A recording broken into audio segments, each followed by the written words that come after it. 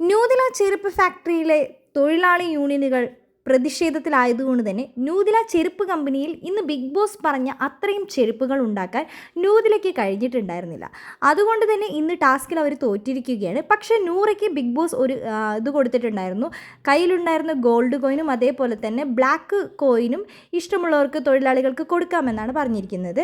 അങ്ങനെ gold coin ഈക്വലായിട്ട് Noora കൊടുത്തത് ആദിലയ്ക്കും അതേപോലെ തന്നെ ബിന്നിക്കും പിന്നെ നമ്മുടെ ജിഷനും കൂടിയാണ് കൊടുത്തിരിക്കുന്നത്. അത് തുല്യമായി തന്നെ വീതിച്ചു കൊടുത്തു. ഒനിയിൽ ഇന്ന് ബിഗ് ബോസ് വീട്ടിൽ എല്ലാവരുടെയും മുമ്പിൽ വെച്ച് അനുമോളോട് വിളിക്കുന്നുണ്ടായിരുന്നു. ഇന്ന് ഞാൻ നൂതില ഫാക്ടറി പോയിട്ട് ഒരു ജോലിയും ചെയ്യില്ല, ഞാൻ ഇന്ന് ബ്ലാക്ക് കോയിൻ മേടിച്ചുകൊണ്ട് വന്നിട്ട് സർക്കസിൽ നിനക്ക് ഞാൻ ടിപ്പായിട്ട് തരുവടി എന്ന് അനുമോളോട് പറഞ്ഞിട്ടുണ്ടായിരുന്നു. ആ സമയത്ത് അനുമോൾ പറഞ്ഞു എനിക്ക് തന്ന് ഞാനത് സ്വീകരിക്കുന്നു.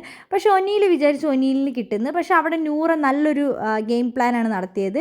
നൂറ് പറഞ്ഞു എൻ്റെ അടുത്ത് 3 ബ്ലാക്ക് കോയിനാണോ ഉള്ളത്, ഞാൻ ഒരെണ്ണം അക്ബറിന് കൊടുക്കുന്നു, 2 അഭിലാഷിന് കൊടുക്കുന്നു എന്ന് പറഞ്ഞ് അവിടെ ഒരു ട്വിസ്റ്റ് അടിച്ചു. അതേപോലെ തന്നെ ബിഗ് ബോസ് വേറൊരു ട്വിസ്റ്റും അടിച്ചിട്ടുണ്ട്. ആ കോയിൻ കിട്ടിക്കഴിഞ്ഞപ്പോഴേക്കും അഭിലാഷ് പറയുന്നുണ്ട് ഒനീലിൻ്റെ അടുത്ത് ഇങ്ങനെ കണ്ണും കൊണ്ട് കാണിക്കുന്നുണ്ട്. അവർ രണ്ടുപേരും അങ്ങോട്ടും ഇങ്ങോട്ടും കാണിക്കുന്നുണ്ട്. ഒനീലിന് ഭയങ്കര സന്തോഷമായി.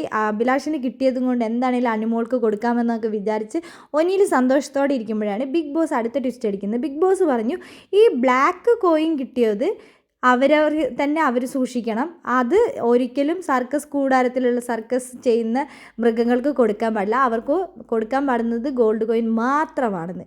അതോടെ തേഞ്ഞൊട്ടി, എല്ലാ പ്ലാനും തേഞ്ഞൊട്ടി എന്ന് പറഞ്ഞ് റെന ഫാത്തിമ വേറെ കളിയാക്കിക്കൊണ്ട് പോകുന്നുണ്ടായിരുന്നു.